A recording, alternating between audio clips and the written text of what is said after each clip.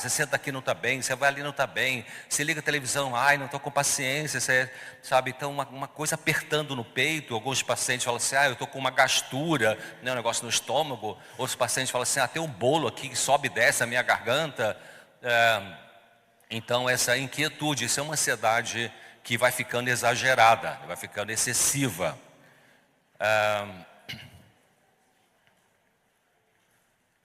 Bom, aquela que é apenas uma filigrana, ansiedade ou angústia, eu prefiro a palavra angústia, mas ansiedade e angústia são sinônimos, né? A mesma coisa. Alguns autores falam que a ansiedade é mais aqui e a angústia é mais aqui, né? A ansiedade é mais aflição na cabeça e a angústia é mais um aperto no peito, mas são sinônimos, né?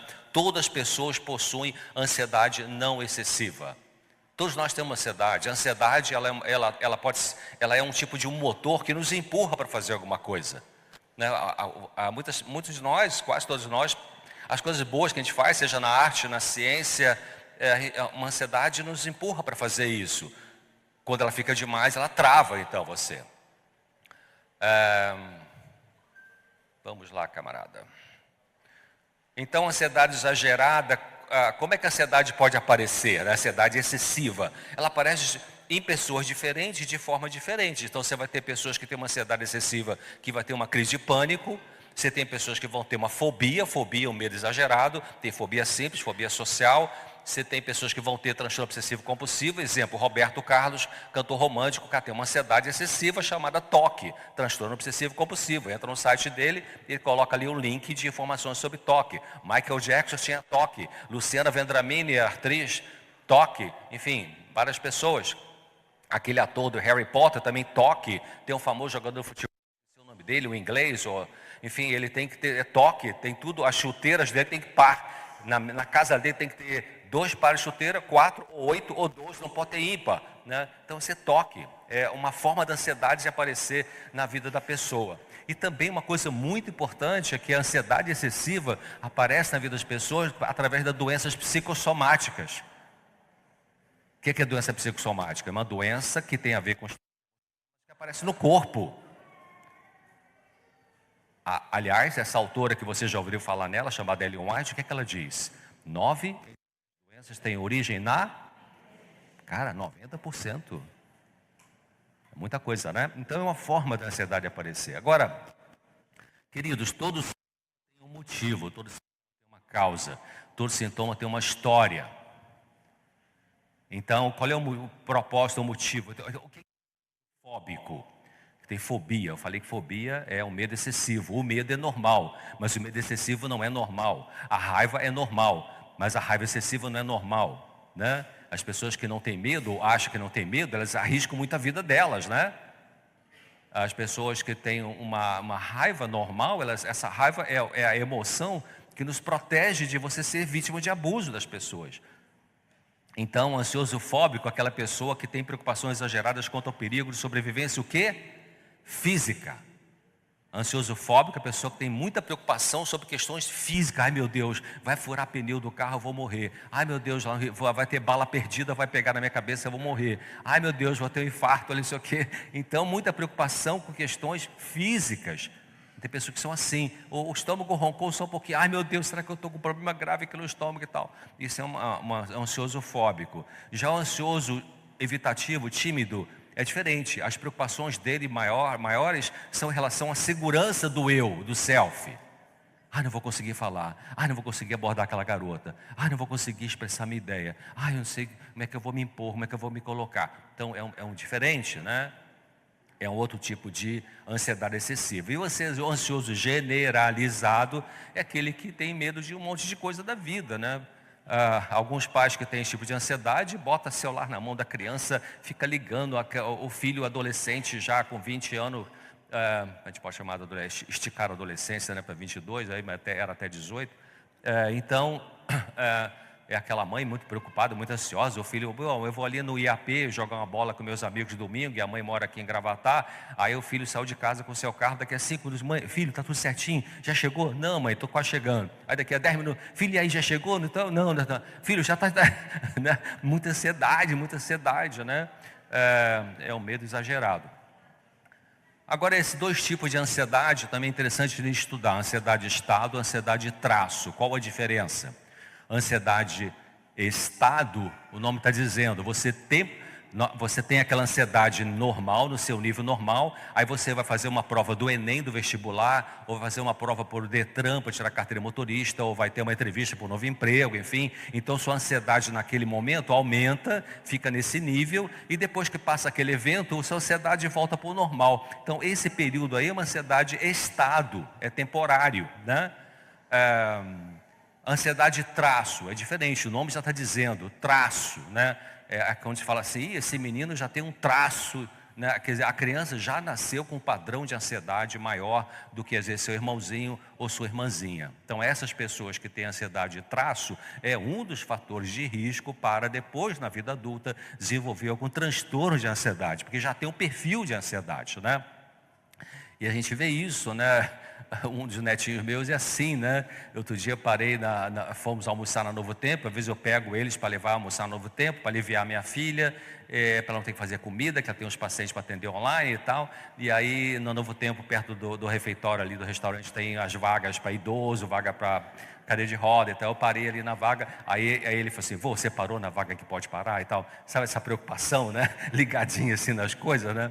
É uma ansiedadezinha mais alta do que o irmãozinho que está nem aí e tal. Está tudo bem, está tudo certo, né? É diferente, né? Então, se você pega o CID, a Classificação Internacional das Doenças, os Estados Unidos usa o DSM, você vê vários, são os diagnósticos ligados à ansiedade excessiva, como já falei, né? Crise de pânico, e daqui a pouco eu vou focar em crise de pânico, ok? Muito bem. Então, não sentir ansiedade exagerada pode indicar fortaleza do ego, um bom manejo das emoções, uma boa resiliência. Não sentir ansiedade exagerada. Mas alguém com estrutura de ego ou emocional empobrecida, uma pessoa mais alienada dela mesma, com falta de autoobservação, também não reclama de angústia. Interessante, né? Tem pessoas que falam assim, você tem angústia? Eu nem sei o que é isso. Ela tem, mas ela não sabe que tem. Está inconsciente. E às vezes aparece no comportamento de uma forma agressiva, ou de uma forma passiva, ou aparece no corpo, com as chamadas doenças psicossomáticas. Então, também não sente angústia quem sofre importante diminuição do seu senso moral. Os corruptos são assim, né? Os corruptos contumazes, os corruptos crônicos, né? Eles parecem que têm... Gente, muita gente que está governando nosso país aí, outros países, são pessoas com transtorno emocional importante, né? E não quer saber tratamento, nem sabe, enfim. Então, eles têm distúrbio de caráter. São pessoas, você sabe, esses violentos, né, esses indivíduos que são presos, aí o Mardoni que jogou a menina, a filhinha pela janela, o outro que matou o dono da IOC, enfim, esse pessoal, eles não têm remorso. Essa é uma característica de um transtorno de personalidade grave. Pessoas que não têm remorso pelas besteiras que fizeram. Isso é uma coisa, só Deus para resolver isso. Nós psiquiatras, somos pequenininhos para resolver esse assunto, não resolvemos. Então, a ausência de percepção da angústia é o mesmo que a ausência de sintomas? Não, não é. A maioria dos pacientes que chegam ao nosso consultório, aqui tem uns colegas médicos aqui, na área da psiquiatria, a maioria dos pacientes chega assim, gente brilhante, gente com PhD, enfim, chega assim, eu vim aqui porque eu estou com uma angústia, eu não sei de onde vem isso. Não sabe mesmo. Por que não sabe? Porque está enterrado no subconsciente. Está enterrado na consciência. A pessoa, por que está enterrado? Porque pensar na dor dói. Pensar na dor dói. Querido, a gente faz um monte de coisa na vida para não pensar na nossa dor emocional. A gente foge. Por isso que uma amiga minha que é budista, uma vez ela falou uma frase legal. Ela falou assim, a verdade vai acabando com as minhas mentiras. Então eu preciso saber qual é a verdade. Eu digo para Deus, eu preciso, eu decido, eu escolho querer a verdade sobre mim mesmo, porque eu não quero ser enganado por mim mesmo e por aquele cara que foi expulso do céu. Então quando você autoriza a Deus entrar na sua mente, você tem que autorizar a Deus, porque Deus não é invasivo como alguns de nós somos, né? Na vida dos outros. Deus não é invasivo. Deus bate na porta e diz se você deixa eu entrar ou não deixa eu entrar. Então você diz para Deus, eu quero que o Senhor entre. Você tem que dizer para Deus, porque aí se você autorizar ele entrar, cara, aí você entrou no processo da melhor terapia do mundo, que é o Espírito de Deus e você. Que é aquela que cura profundamente. Vai além do psicológico. Vai no tudo que a gente precisa. É a terapia com Deus, na oração. Você é sincero, você é sincera. Você é honesto. Tem que ser honesto. A gente tem que conhecer a gente mesmo, queridos. Eu tenho muito medo de mim. A pessoa que eu tenho mais medo é de mim mesmo, né? Desse eu ainda contaminado que eu entrego para o Senhor Jesus. É dele. Eu sou dele. E você tem que ser dele. Se você quiser. Então, quem não sente angústia consciente não tem sintoma de sofrimento emocional? Não. Por isso que eu falei, olha só, a gente se torna, aquilo que você é, hoje, eu e você, a gente se torna aquilo que causa menos dor. Mas você não me conhece, eu sou uma pessoa muito complicada. Sim, mas isso complicado que você é hoje é o melhor que você conseguiu ser até agora, com os recursos que você tem, com resiliência, com autoconsciência, ou não autoconsciência, é o melhor. Mas você entrega isso para Deus, Senhor, eu preciso melhorar, mas eu não sei como melhorar, eu não consigo me levantar, eu não consigo me curar, eu já fiz 3 terapias, 5 medicamentos, e não consigo. O que está faltando? Fala para Deus, pergunta para Ele, Ele vai te responder, Ele vai te responder, queridos. A gente tem que sabe, eu tenho muito medo, hoje em dia a galera jovem psicológica, os psicólogos adventistas, terapia. Eu estou sempre no programa lá com a Teru e tal, e eu convido pessoas, temos que ter terapia. Temos que ter terapia. Eu sou psiquiatra, me sinto muito confortável de falar isso para vocês, mas sabe, você está com sofrimento emocional, a primeira coisa que você deve fazer é a pergunta para Deus, Senhor, qual é o caminho da cura? Não vai logo assim, César, me atende e tal. Ei, você já falou com Deus? Se você não falou com Deus ainda, então você tem que falar com Deus. Porque Deus vai decidir, queridos. E se Ele achar que Ele vai curar você direto, Ele e você, oração, palavra de Deus, Espírito de profecia, Ele vai fazer isso. E se Ele achar que você precisa de um profissional, Ele vai te indicar isso. Mas primeiro fale com Ele, não procure logo de cara um profissional, não procure logo de cara a medicação, porque a sua vizinha tomou Rivotril, então você vai funcionar bem com Rivotril, ou com estalopram, ou com fluoxetina, ou com essa galera toda aí, química. Então, deixa eu pulando algumas coisinhas que o relógio está me perseguindo ali. Então,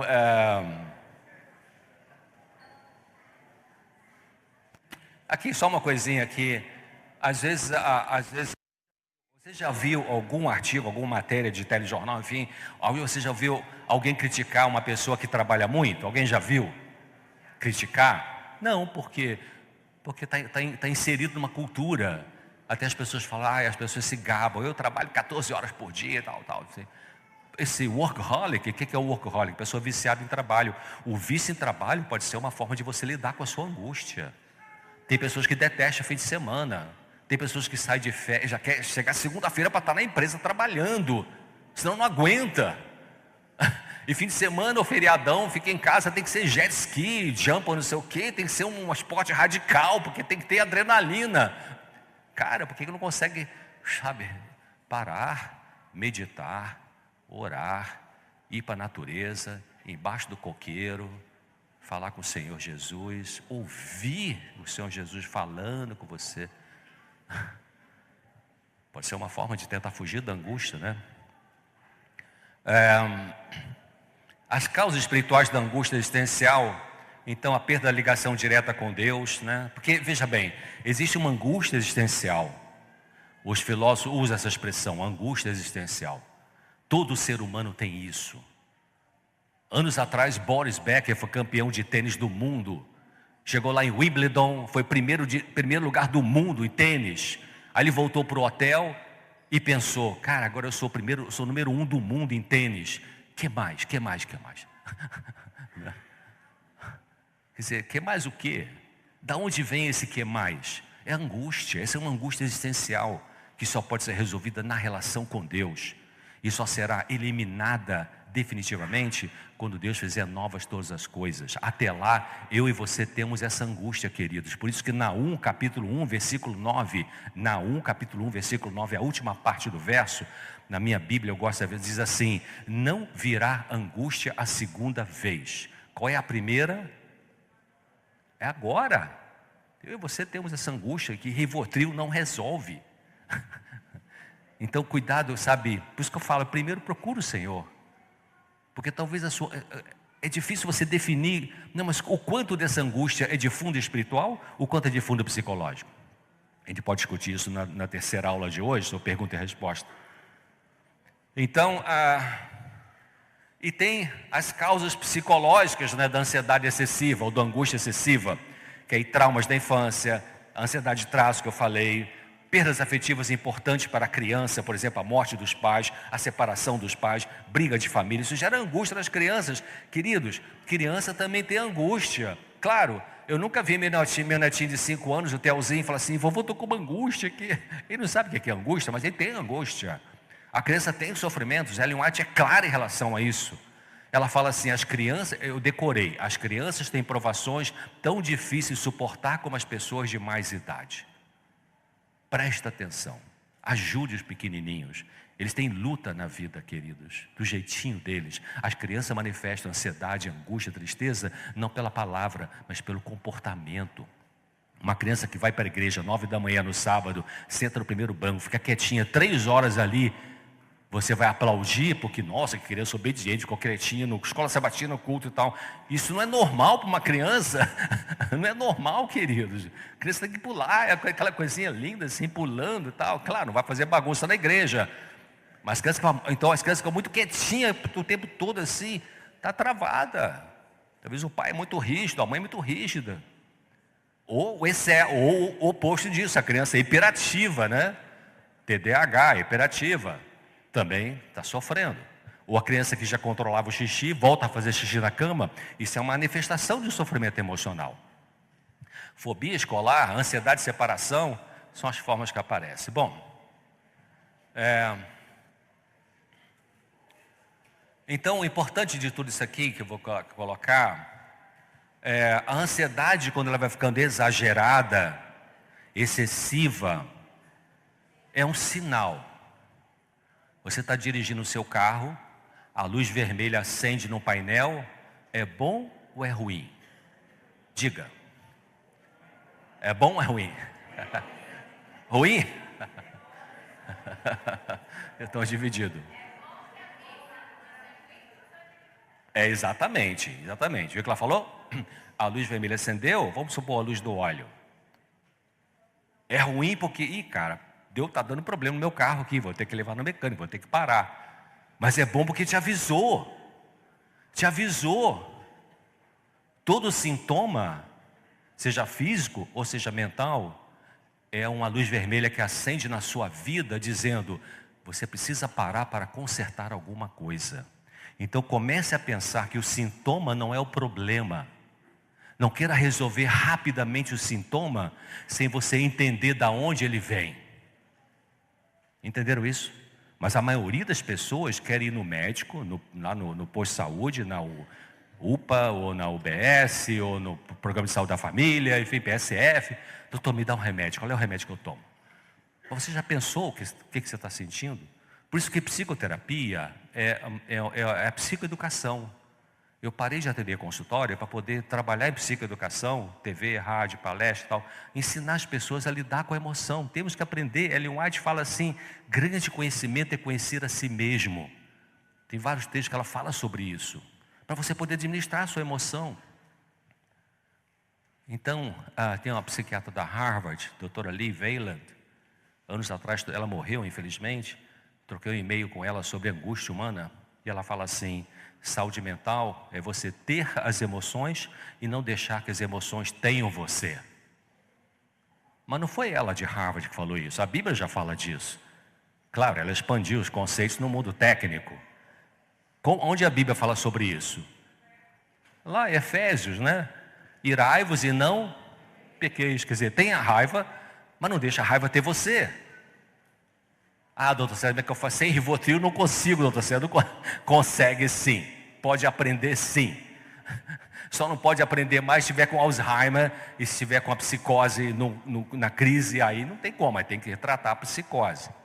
Então, a ansiedade exagerada, ela é como se fosse a luz vermelha que acendeu no painel da sua vida dizendo, você precisa consertar algumas coisas. O quê? Não sei, tem que ver qual é o seu conflito. Tem que perdoar alguém, tem que perdoar a si mesmo, tem que aprender a colocar limite, que você é uma pessoa que deixa todo mundo passar por cima de você. Você tem pensamentos de autocrítica, autodepreciação. Queridos, a humildade cristã não é você se achar um zero à esquerda. Não é isso. Trapo de imundícia não é a pessoa humana. Trapo de imundícia é a pretensa justiça que o cara acha que tem. Entenderam isso? É diferente. Nós somos tão valiosos como ser humano, tão individuais, valiosos, que Jesus morreu na cruz por mim e por você. Então não se deprecie.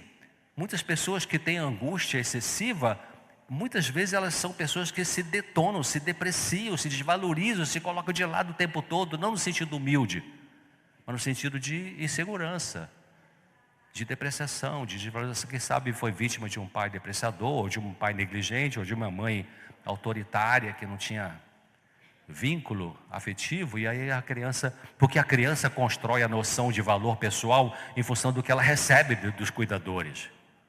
Interessante isso, né? Então, vamos pensar um pouquinho em crise de pânico. Eu tenho 21 minutos e não vou ficar em pânico. Mães ansiosas com dificuldade de cuidar do bebê. Quer dizer, eu estou falando de mãe, mas pai também, né? Mas como a mãe está mais tempo com a criança, então muitas mães ansiosas que têm dificuldade de cuidar do bebê com serenidade, com autocontrole, com calma. Então isso favorece, essa mãe nervosa favorece uma criança nervosa. Na vida adulta, esse indivíduo criado por uma mãe muito nervosa pode ter dificuldade de autorregular suas emoções. Não aprendeu a regular a emoção, porque o vínculo com a mãe foi cheio de ansiedade por parte da mãe. O que é autorregulação emocional? Vou colocar aqui a coisa mais simples, vamos pegar só a parte do meio ali. É você aprender a desenvolver o autocontrole emocional para ter calma, para lidar com dificuldades, ter mais segurança, agir o melhor possível em momentos de estresse e se relacionar de forma mais positiva e construtiva. Quanto tempo Pedro precisou de terapia com Jesus para aprender a regular suas emoções? Quanto tempo? 3 anos e meio, não foi? Andando com Jesus, talvez um pouco mais. Finalmente, lá no final, e foi a seco, viu, queridos? Não usou fluoxetina, escitalopram, sertralina, nada dessa galera aí, não usou nada, foi na lata. Até que finalmente ele não mais resistiu, né? Quando ele negou o Senhor que o galo cantou, aí, pum, o insight, né? Que é insight, o clique. Finalmente a cura é um processo, né? Cura é um processo. Tem gente que chega no consultório, está 22 anos sofrendo de ansiedade, chega lá, doutor, será que em uma semana eu fico boa? Tem 22 anos sofrendo com isso, tem um processo. Tem que desaprender para aprender de uma nova forma a lidar com você mesmo, com a sua emoção. Sabe? Então, isso pode ser aprendido, queridos. Pode ser aprendido. Quem veio de carro para cá, da sua casa, enfim, quais as rodas mais importantes para trazer você aqui? As da frente ou as de trás?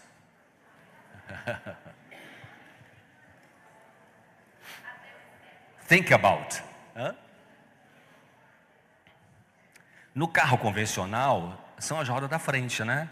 Porque você vira o volante para a direita, o carro vai para a direita. Você vira o volante para a esquerda, as rodas da frente viram para a esquerda, vai para a esquerda. As rodas de trás apenas vão seguindo as da frente, não é isso? Vão trazer isso para o mundo mental.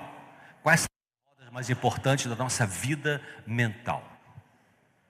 Os pensamentos, a cognição, a razão e as escolhas. A palavra técnica é volição. O ato volitivo. O que é ato volitivo? A decisão. Você escolhe, você decide fazer uma coisa sentindo bem ou sentindo mal, mas você escolhe. Porque você entendeu que aquilo ali é importante. Então, essas são as rodas mais importantes. O que você pensa e o que você decide fazer. Agora, as rodas de trás também são importantes? São importantes. Então, você tem, por exemplo, os sentimentos e você tem a fisiologia, como é que nosso corpo funciona. O que é uma pessoa nervosa? A palavra nervoso é uma palavra popular, viu, gente? Na nomenclatura científica não tem um CID, nervosismo. Não tem isso. O que é uma pessoa nervosa? A pessoa, ai meu Deus, isso aqui vai dar certo, isso aqui não, e tal. A pessoa muito aflita e tal, e sacode a criança, né? Com amor, faz isso com amor. Outro dia eu estava num lugar aí, isso me mexe muito, assim, uma mãe agressiva, assim, tadinha, talvez muito nervosa. Acho que eu não peguei bem o lance. Tinha um irmãozinho maior, talvez 12 anos, um menorzinho de, sei lá, 7. Eu acho que o menino saiu do banheiro, e a mãe saiu do menino, porque você entrou no banheiro, eu não entendi bem o contexto, assim, mas eu tento perdoar essa mãe, sabe? Ela está nervosa e por isso agride essa criança. Tomara que depois, logo mais, quando ele está na cama, ela pensa assim, meu Deus, desculpa, exagerei com meu filho ali no shopping. Era lá em São José dos Campos, ou enfim, Jacareí, não sei onde foi. Mas por causa do seu nervoso, você pode machucar muitas pessoas e a você mesmo. Então, se você não se curar daquilo que te machucou no passado, se curar, que eu digo, com o poder de Deus, você vai sangrar em cima de pessoas que não tem nada a ver com a sua dor. Temos que pensar nisso. Então, o que é uma pessoa nervosa? Pessoa nervosa é a pessoa que ela, tipo assim, um cara é explosivo, né? Ela ou ele é explosivo. Aí está no trânsito, aí o cara dá uma fechadinha, boba ali, uma coisinha, besteirinha e tal. E o cara é explosivo, nervoso, ele vai, fecha, sai na frente do cara que deu a fechada nele, faz aqueles palavrões com a mão, não sei o que, xinga, alguns até fecham o cara, sai de lá, pega a arma e pá, dá um tiro, por causa da besteira ali. Aí vai para a delegacia, chega lá na delegacia, vai fazer a ocorrência, aí o sangue abaixa, esfria a cabeça, aí o que essa pessoa diz? Essa que é nervosa, que perdeu o controle. Meu Deus, onde é que eu estava com a cabeça para fazer aquela besteira? A cabeça estava onde? Na roda de trás. O pensamento foi para a roda de trás e a emoção veio para a roda da frente. Então, Deus quer que você aprenda a manter a roda dos sentimentos atrás, porque ela é importante, mas ela não deve ser o que domina a sua vida. Então, a ansiedade excessiva, ela pode se manifestar fisicamente, né? Pressão alta, taquicardia, contração muscular, doença autoimune. O que é doença autoimune? Cara, o que é doença autoimune? A doença autoimune é uma parte do seu corpo que não está reconhecendo você e começa a te atacar. Vitiligo e tantas outras, né? Por que isso? Nível emocional, né? A ansiedade excessiva. Aí vem um monte de sofrimentos, como já falei, né? Pânico, etc. No nível cognitivo, né? Preocupação excessiva, etc. Bom, crise de pânico. O que é crise de pânico, queridos? Crise de pânico é um transbordamento da ansiedade. É quando a ansiedade chega num ponto tão grande que naquela pessoa estoura numa crise de pânico. Crise de pânico, em geral, ela acontece se a pessoa tem uma sensação de que vai despersonalizar, vai sair da realidade, vai surtar, né? Taquicardia, sudorese, respiração ofegante, aperto no peito.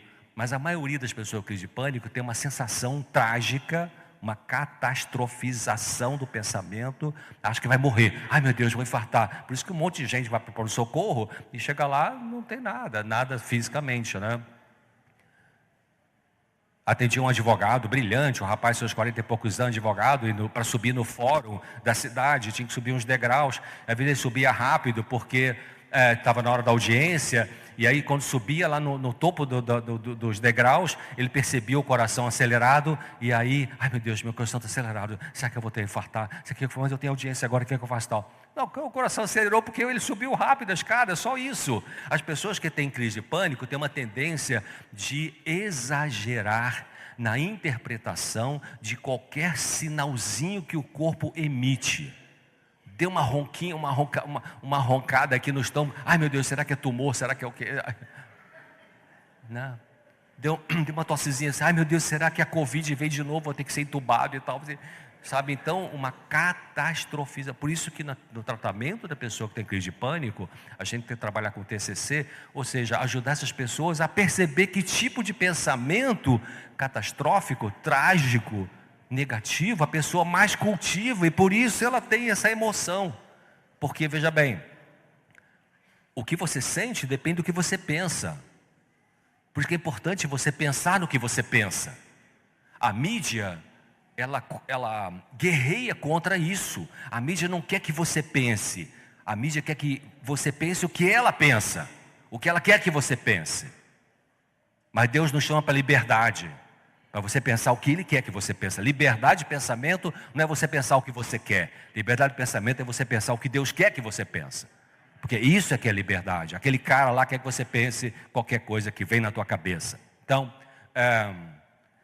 crise de pânico é isso. Deixa eu pular aqui um pouquinho mais. Então, a pessoa com crise de pânico, ela tem uma tendência de interpretar reações normais do corpo como perigosas. Claro, sempre que eu atendi alguém que vinha no meu consultório e parecia com o diagnóstico de crise de pânico, a primeira coisa que eu faço é o quê? Olha, semana que vem vai no cardiologista. Já foi? Não, não fui. Então vai. Vai, porque a sensação de que vai infartar, vai que o cara tem um problema ali de rama coronária, então a gente não pode psicologizar tudo, né, queridos? Nem tudo é psicológico. Né? Você pode ter uma depressão, vou falar na segunda aula hoje, pode ser hipotiroidismo, vamos tomar no endocrinologista, vamos ver se a tireoide está legal, se o T3, T4, TSH, os hormônios estão normais. Né? Então, a gente tem que ter esse cuidado. Então eu recomendo, você vai no cardiologista e aí a pessoa quando volta na outra consulta comigo, se for no cardiologista, porque a pessoa com crise de pânico, eu vou infartar e tal. Você foi? Fui. O que ele disse? Ele fez eletro, fez ergometria, esteira, ou bicicleta, ele auscultou e pediu os exames e está tudo normal. Falou que não tem nada de problema cardíaco. Então tá. Então da próxima vez que a tua cabeça começar a te dizer, meu Deus, vou infartar, lembra do que o cardiologista te disse. Lembra do laudo que você viu do exame que ele fez. Meu coração está normal, meu coração está normal. Então vai ter que combater. Você vai no Mente, Caráter, Personalidade, volume 2, tem um capítulo chamado Hábitos de Pensamento. O que Ellen White fala ali? Queridos, o que ela fala ali, Mente, Caráter, volume 2, Hábitos de Pensamento. O que ela fala ali nesse capítulo é altamente científico. O que ela fala ali? Os pensamentos têm que ser treinados, os pensamentos têm que ser educados. Não é natural ter pensamentos saudáveis, temos que lutar por eles. Eu decorei. Isso é TCC, isso é terapia cognitivo comportamental. Aprender a lidar com pensamento. É chato, é demorado, mas é o caminho. Porque se você não fizer isso, você vai ficar dependente do medicamento. Então, eu tenho 9 minutos. Vou falar um pouquinho mais aqui. Olha que texto interessante. As lições de temperança, autonegação e autocontrole devem ser ensinadas aos filhos mesmo desde a primeira infância. Em inglês eu fui no original, é babyhood, não tem uma tradução em português. Mas desde pequenininho, o bebê está no berço. Vamos ensinar esse bebezinho a ter autocontrole. Não precisa pegar no colo toda hora que chora só porque está chorando. Já mamou, está com a fraldinha seca, não tem mosquito, não tem muito calor, não tem muito frio. Né? Então aguenta um pouquinho o choro, não vai morrer, não vai ficar neurótico não. Né? Se você tem realmente que fazer outras coisas. Então, vai ensinando a criança desde pequenininha a lidar com a emoção. Então, a mãe tem um papel fundamental nesse ensino, porque ela passa mais tempo com o bebê. O pai também, claro, deve participar da educação emocional do seu filho. Papai que está aqui, papai, não, negócio de educar para emoção, isso é coisa da minha mulher, da minha mãe, da mãe das crianças. É você também. Dependendo do estado emocional da mãe e do pai, o bebê aprende ou não a ter autocontrole emocional, o bebê ou a criança. É muito comum pessoas com síndrome do pânico terem uma função de autorregulação deficiente, se sentem muito ansiosas com qualquer reação do corpo, como eu disse. Muitas pessoas tiveram mães ansiosas e hiperativas, em vez de acalmar a criança, agitava a criança, criança, sei lá, a criança está brincando no parquinho, leva um tropeção, meu Deus, cuidado com o seu pé e tal. Qualquer coisa, a criança deu um espirro, meu Deus, peraí, cadê o lenço? Calma, mamãe, calma.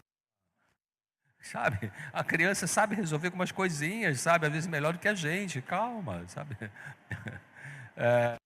Essa mãe ficava apavorada, pensava em coisas trágicas, falava nervosamente com a criança, mesmo com amor, né? Como eu vi aquela mulher no shopping lá, dando uma bronca no menino, assim, nossa, um troço violento. Ela ficou muito ansiosa. O problema maior não era o que o menino fez, era a ansiedade dela, né? Em vez de acalmar essa criança. Então, uma pessoa com pânico, em geral, quer alguém perto de si para se sentir mais segura. Ela tenta compensar a dificuldade de autorregulação e controle da ansiedade pelo vínculo com alguém. Em saúde mental nós temos 2 grandes grupos de sofrimento. Um são os sofrimentos ligados a conflitos, pai, mãe, marido, mulher, patrão e empregado, membro da igreja com membro da igreja, conflitos. E outro grupo de sofrimento emocionais tem a ver com vínculo, a formação de vínculos afetivos, bem feitos, mal feitos, feitos com defeitos e que vem da história da infância. Então algumas pessoas com pânico, quando perde essa conexão com aquela pessoa com quem ela tem esse vínculo importante, ela pode entrar em crise de pânico. Exemplo, um rapaz jovem, brilhante, morou com os pais até 20 anos, passou no vestibular, vai estudar numa cidade muito longe, mas ele é muito apegado com esse pai, muito apegado com essa mãe, e quando vai, sente mal, sente muito mal, e cara, não vou conseguir. É por causa do vínculo. Então vai ter que aprender a respirar fundo e separar esse cordão umbilical, que é um processo psicoterápico. Então, a medicação, qual é o lugar, doutor César, da medicação? Eu sempre penso em medicação número 3, na maioria dos sofrimentos mentais. Número 1, você e Deus. Número 2, a psicoterapia. Número 3, a medicação. Em alguns casos, e se possível, temporariamente. Claro, doenças mentais graves, a pessoa está bipolar na fase eufórica, ou entrou numa crise esquizofrênica, então número 1 é medicação. E a pessoa está fora da realidade, você não consegue abordar essa pessoa. Então é diferente. Bom. 5 minutos.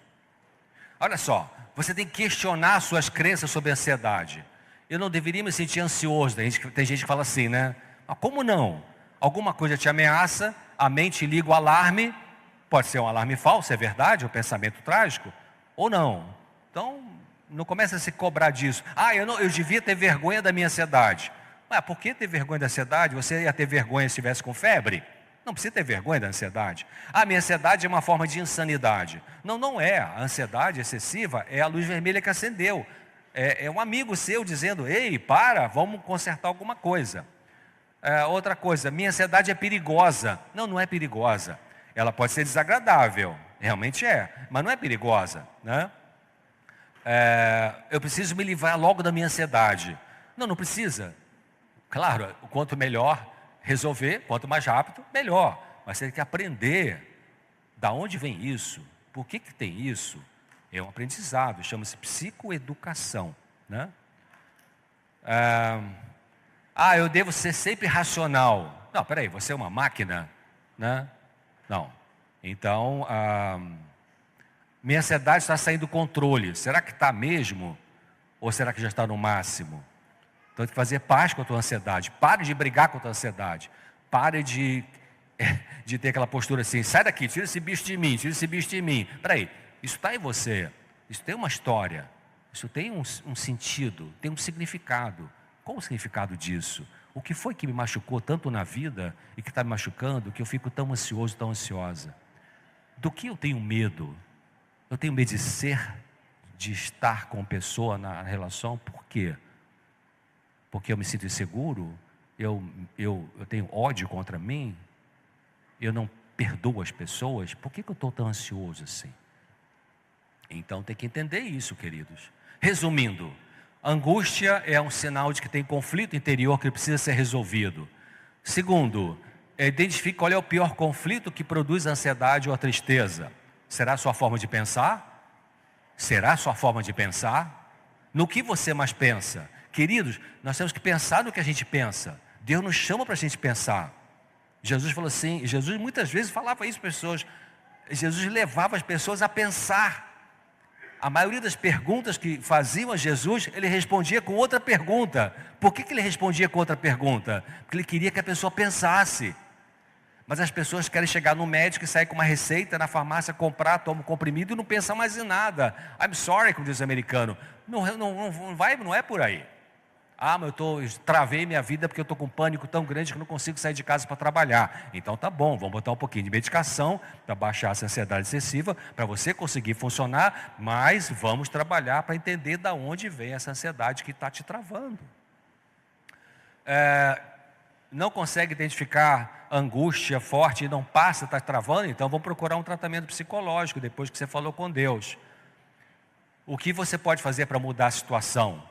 Toma atitude, faça alguma coisa, seja proativo na busca de ajuda. Muitos pacientes que eu tive, eu gastava um tempo longo com o paciente explicando e trabalhando, enfim, conectando a história do passado, a história do presente, numa consulta de 1 hora.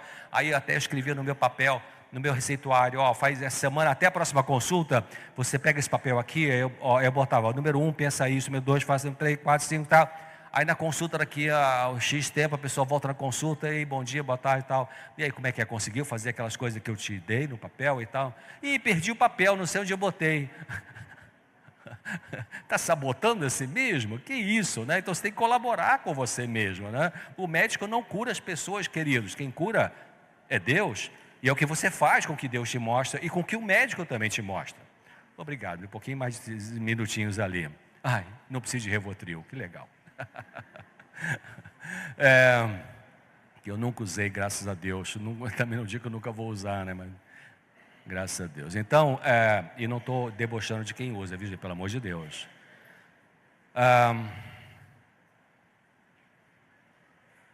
Não fique brigando com você, com as pessoas, com a vida, com Deus. E procure aceitar alguma perda. Às vezes a pessoa fica muito ansiosa porque ela tem uma perda importante para ela. Alguém abandonou, alguém traiu na vida conjugal. Isso é uma dor difícil. Aliás, a dor de traição conjugal é uma das piores dores emocionais que alguém pode ter. Talvez a pior seja a morte de um filho, mas é uma das piores. Então você vai ter uma ansiedade. Qual é a perda que você está tendo? Mas a perda, eu vou falar um pouquinho mais na palestra sobre depressão, mas tem que ver essa perda, ela pode ser às vezes conectada com uma expectativa muito alta que você colocou nesse relacionamento. Faz parte da cura de problemas de relacionamento, você abaixar também a expectativa do que você espera do outro. Nunca coloque uma pessoa como a fonte da sua felicidade. Não faça isso. Isso é uma armadilha que você constrói para você, porque as pessoas não são perfeitas. As pessoas que mais te amam vão ter um comportamento que deixa você um dia irritado, chateado, frustrado. As pessoas que mais te amam. E você também faz isso com as pessoas. A única pessoa que nunca frustra a gente chama-se Jesus Cristo. A única que eu conheço. Então, olha só, letra 9 ali. Evite o quê? Se concentrar na dor.